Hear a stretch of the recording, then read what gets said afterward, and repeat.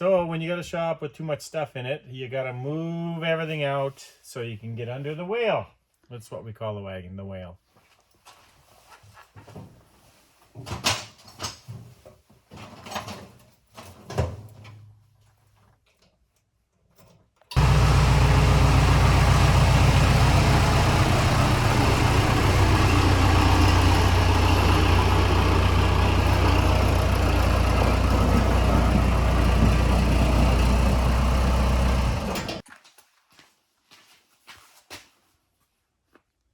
Now it's a Charger, and it's just I'm not sure if it's going to show up on camera or not, but it's got a really nasty exhaust leak, so it sounds terrible. So that's not a future episode, but for now, out it goes.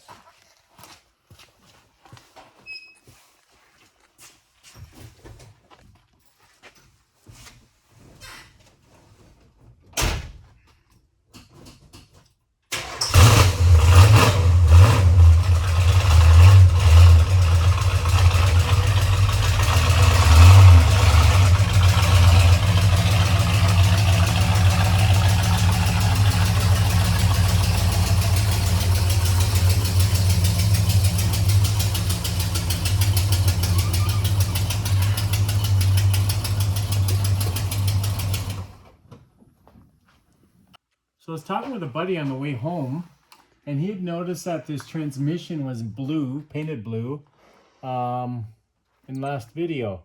Now obviously the Chrysler just left them bare aluminum, so when they're blue, they've always means they've gone through and been rebuilt. So that's a bonus. You know, by the looks of it, it's been quite a while, but I'd rather have an old rebuilt tranny than one that's never been done. So maybe we'll get away with just a filter and adjustments, and that'll be good. So thanks, Dwayne. Yeah, so today I'm going to probably drop the drive shaft, and I've never dealt with this style of shaft before. I guess a ball and trunnion they call it or something. So anyway, we'll pop that apart. I want to go up and check the 413. I'll turn the crank, see if it's seized or not. I haven't even checked that at all, so that'll be one thing. And then we're probably gonna bring the car down and start taking apart the rest of the interior, because we're gonna have to do the floor, you know, sooner than later anyway. Buddy, decode our fender tag, and we also sent away to Chrysler Historical to get the punch card for the car, the IBM card, and they just closed down their shop, or their thing over the holidays, and they were going to be down for a couple months, they said anyway. So, but I thought someone decoded the fender tag, and I think they said it had a sure grip rear end in this thing, so that would be a bonus. It's a 741 case, so that's the weaker of the three, but for this big old whale, they don't matter. So we're gonna try and do a my wife's gonna be driving it, so I'm gonna do kind of a mileage build. Most people build cars to get the most power and stuff, and I want to build it for so she can afford to drive it. So if the 413's good, we might pop the heads and put a thicker gasket in. I'd like to bring the compression down a bit just so we can run regular fuel. And then probably going to go with either HP manifolds, or if I can find headers for this body style. I'm not sure if you can. I don't have a lot of experience with the older C-bodies like this. And then we'll do a dual exhaust, and then probably a 275 60/15 rear tire, which is nice and tall. And then I'm not sure what gears this is yet, so I'll jack it up and check that. But probably put a 276 gear so she can just float down the highway, and if we can get, you know, 18 miles per gallon, Canadian gallon, then that would be good. So I was just noticing all these air hoses here. We got air shocks in the back of the car. I'm not sure if they did that to just jack it up as a hot rod. I don't think so. Actually, I'll have a look here.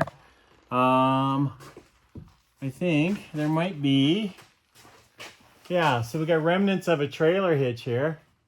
So I guess that would be why they put the air shocks in, to get the back end up a bit. I'm not sure if we're gonna, I don't think we're gonna tow anything with the car.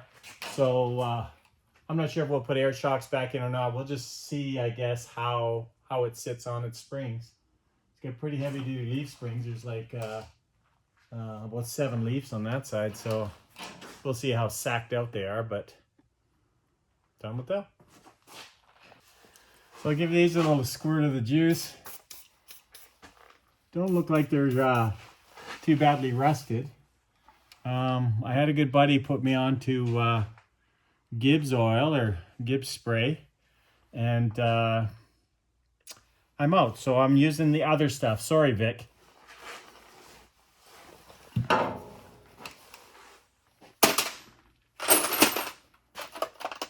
So one of these days I'm going to organize this mess. I come through here, it takes me about 5 minutes to find a socket. And I'll do that 100 times, but I won't take the time to organize it. So it's like, that doesn't make sense.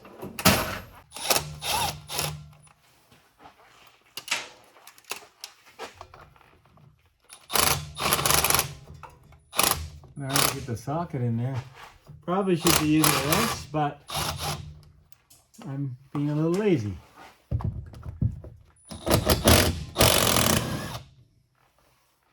And this is probably gonna fall on my head or mine, crack the camera woman in the head, and then I'll be a dead man. So it might as well just hit me and take me out first. Okay, so all the nuts are out, front and back. Just try this crusty old thing. And this must just slide right back. Watch out there, my lady. Oh, that was just too easy. I never dealt with one of these before, but yeah, that was just too easy. Have a look here. So I guess it's like a, I don't know, a ball and trunnion, I think they call it inside there. But looks good. Look at that. Detroit. So my buddy Dwayne asked me if this engine was seized, if I tried spinning it over or anything. And I thought, well, I haven't even tried. So I was just going to do it now. But with the shroud and this cross member right here, just can't get anything in there. So I'm going to pull the rad out. And of course, got to drain the fluid. So I go to drain the fluid.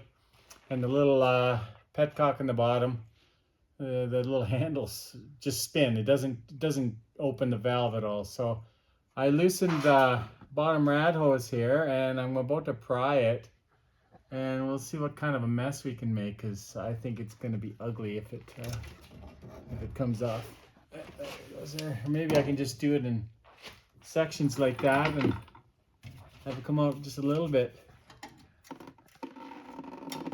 Otherwise, it's just going to be a waterfall. Of course, it's been on there for 20 years probably, so you know how these don't like to come off too easy. Just prying it here. Oh, there we go. That wasn't actually that bad, but we'll see what I get here in a second, because it's gonna come right out. A little more prying maybe. We'll see the Niagara Falls come out. And then all my buddies can laugh at me.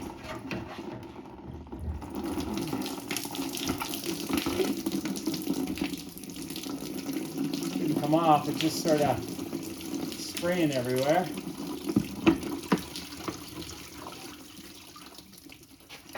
Nice clean fluid though. Nice and green. I might have to stand here for a while and just let it drain. Oh, nice, going down my arm. That always feels good.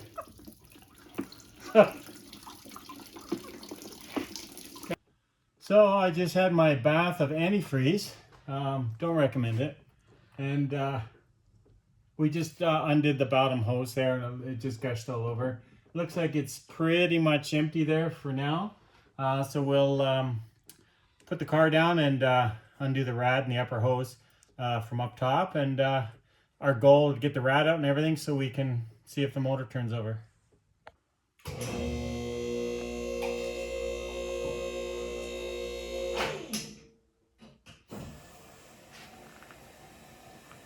You know, I'm 55 years old, been playing with these cars for 40 years anyway, and I only got the lift about 6 months ago, and it's probably the best investment I ever made.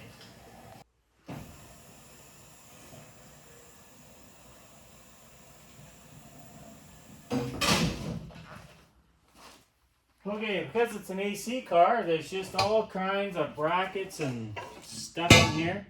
Anyway, we'll work on getting this rad out and then see if we can crank that engine over. So I just finished telling you how great these hoists are, and they are, but these ramps, they make great tool rests, but then when you bring the car down, you got to get on your knees and look for tools, or you got to raise it all up again, and of course they're kind of slow to raise up, so I guess I got to dig for tools.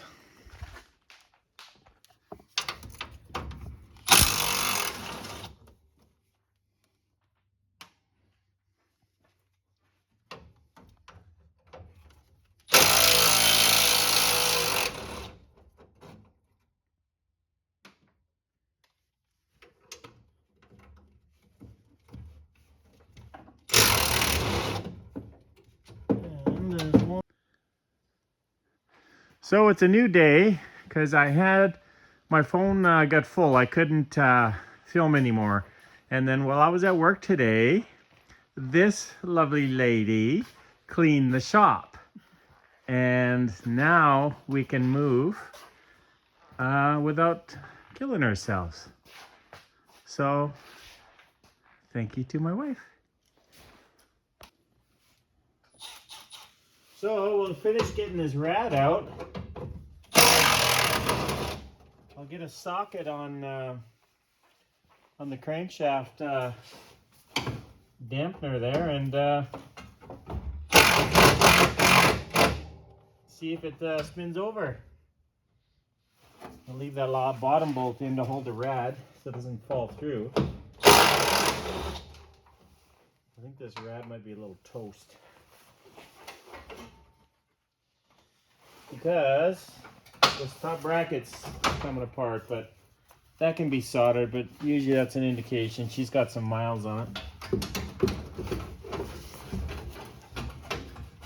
It's getting small, but I don't know if it's this small.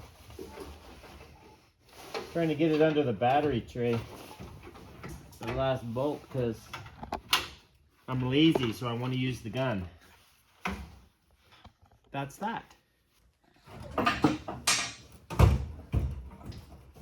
Still fluid coming out. Big time. Why isn't it coming up? Oh, it's hitting the bucket, I hope.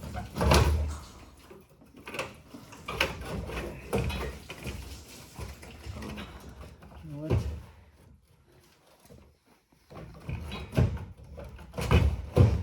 Huh.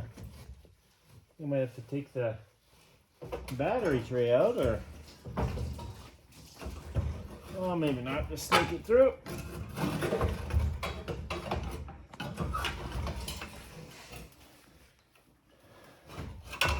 There's me. Yeah, it's not ideal. And if this lady's going to be driving it, we have to make it reliable. It is a 3-core though, so being a AC car, but it is only 22 inches wide by the looks of it. Anyway, we'll get a socket on there and see if something will happen. So I'll get this fan off to make that bottom bolt more accessible. Kind of interesting that it's well, it's a 7-blade, but there's no clutch. I'm not sure if they used clutches that early in '64 or not, but If you know, drop us a comment. And I'm trying not to shred my hand on this condenser here, because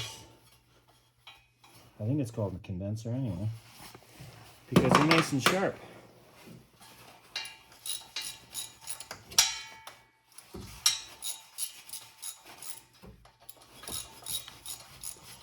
Boy, it's nice working in a clean shop. No comment from the missus. No comment.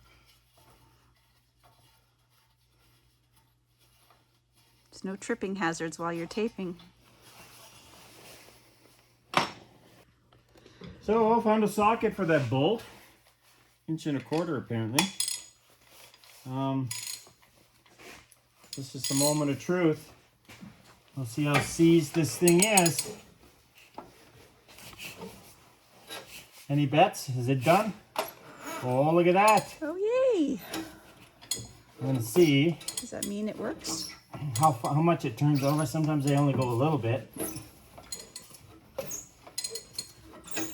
Plugs are still in it, so it's a bit of pressure there. But she is turning over. It's the belt here squeaking. They're older than me, and that's old. Anyway, she's not seized, so quite likely she'll be good. I think we're gonna pull it out anyway and reseal it, and probably do frost plugs and stuff, and then you know, and gaskets and everything, and then I might put some thicker head gaskets in it just to lower the compression, because I'm not sure if I said this before or not, but I wanted to make it more of a gas mileage build as opposed to big power. So I want to be able to use regular gas, so Shauna can afford to fill it.